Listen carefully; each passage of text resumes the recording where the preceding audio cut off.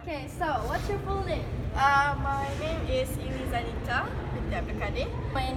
My full name is Dayang Ilari binti Awang Amatsa. My name is Abigail Joy Matthew. My name is Verona Sebastian Lebam. My full name is Dania Arfa. My name is Ahmad Nohaika bin Ruslan. What's your family background? Okay, my family background. Okay, so I was born and raised in Sabah, but to be specific, my ethnicity is half Brunei. My father is Brunei and my mom is Filipino. Since young, English is my first language, and then I was born speaking in English because my family they started to talk in English, and then basically they also talk in English. So then I grew up with English, and then my family, my father's side there are 8 families, my mom's side there is 3 families, and the whole family talk in English. My family background actually we are Iban. So in my family we didn't talk English, but my father loved to listen to English song. So every night we don't have televisions when I was Younger. young. Yeah.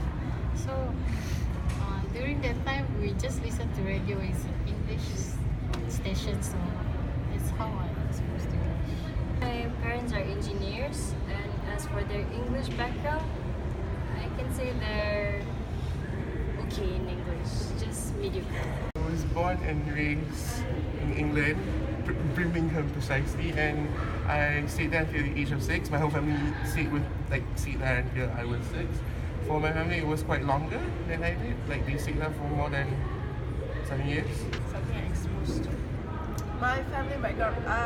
My family background is Malay, and we live in a Malay society. Pretty much my whole life sums up with Malay culture and everything. Is English something that you're exposed to, or did you catch it on your own? How do I say this?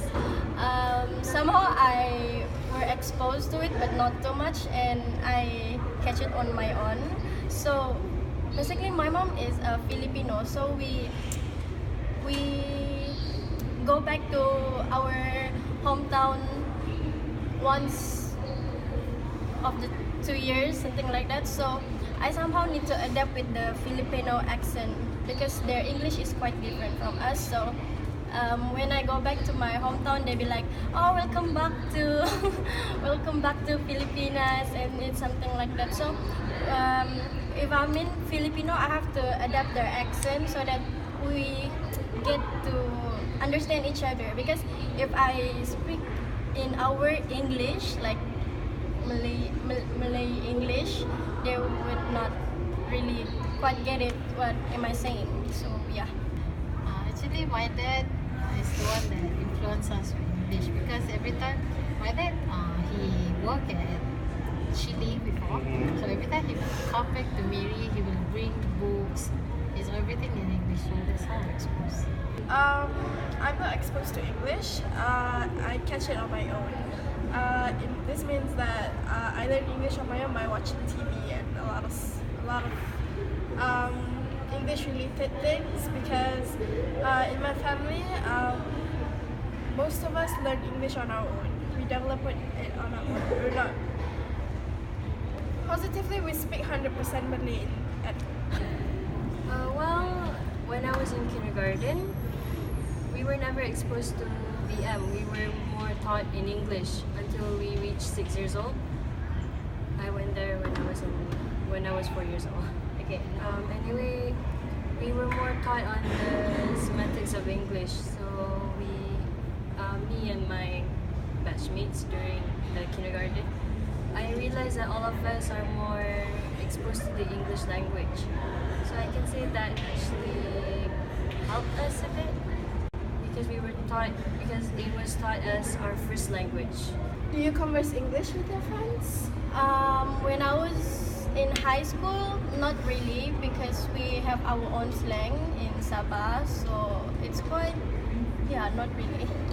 Yeah, because like some of my Indian friends, they talk in Tamil to me, but then I reply in English because I can understand Tamil, but then I don't know how to speak. So like for example, when in school, when there is Tamil class and all that, so just because I cannot talk Tamil, so then I'll be one side of the class at the back because I talk in English. Yeah.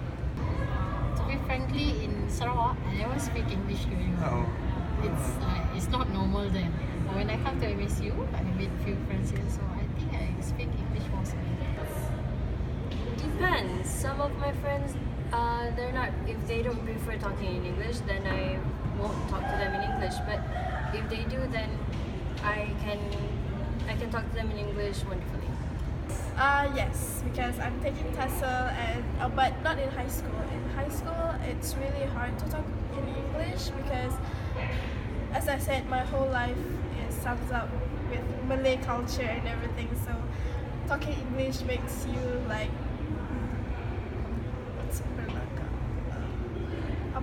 show off. Do you do anything to enhance your English? Since I'm taking the B TESOL, yes, I do because I have no choice. If I don't enhance my English, then I will be, how do I say this? Ketinggalan.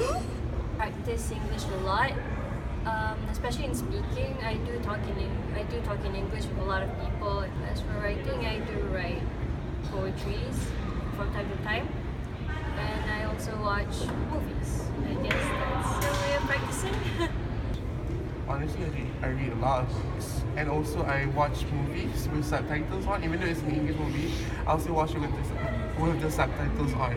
Yeah, I watch movie a lot. That is one of the way I enhance my English. Yes, I watch a lot of movies and I try to follow their accent because having an accent is amazing actually because you can hear how you pronounce words. Sometimes it's very different from others, and with me, some people grew up in an English society, but not me. I grew up in a Malay society, so it's kind of hard. But when you learn that from young, and then you develop all of these new things, you read dictionaries, you hear some words which are different, and then you think, you will think like, why is it different than mine? So you'll learn a lot of mistakes and something that is more informational. Young, I like to watch movies and then hear song lyrics and all that. So I catched up English better by watching movies, going to the theater, and then YouTube movies, and then I like hearing songs. Has it been hard for you to like converse in English? Because some people, you know how some people are actually like they're a bit judgy. Do you have any issues in speaking? Yes, I do because since I'm not really speaking English since high school and since I was little, so I do have issues in speaking in English because I always thought that my English was bad and so on. So I don't have the confidence to talk and casually talk to people in English. So that's my main concern lah, my main issues, which is not confident enough in speaking English. Actually, I don't have that much of problem because since young I've been talking English, so it's okay for me. Like I do not have any problem talking English. Sometimes yes, because English for me is quite tough because my family we didn't talk English, that's why. So when I come here, I saw everyone was talking casually, so I try to adapt. Yes, I do. Of course, everyone has issues. Mine is okay. Sometimes when I talk in English in high school, and they will be like, "Oh, what a shock!" But I'm at the same time I'm learning, and it's hard for me to get people to understand why is English important. But now it's the 21st century. It's 2018. Everyone starts to speak in English, and I'm really proud of that actually. To be fair, I do struggle a bit to find certain words, and then sometimes I do code switching in my speaking. I'm currently working in an English tuition center, and they only allow me to speak in full English. So that I think that makes me practice to speak fully in English rather than code switching. So I'm still learning on that. Thank you. Welcome. Thank you.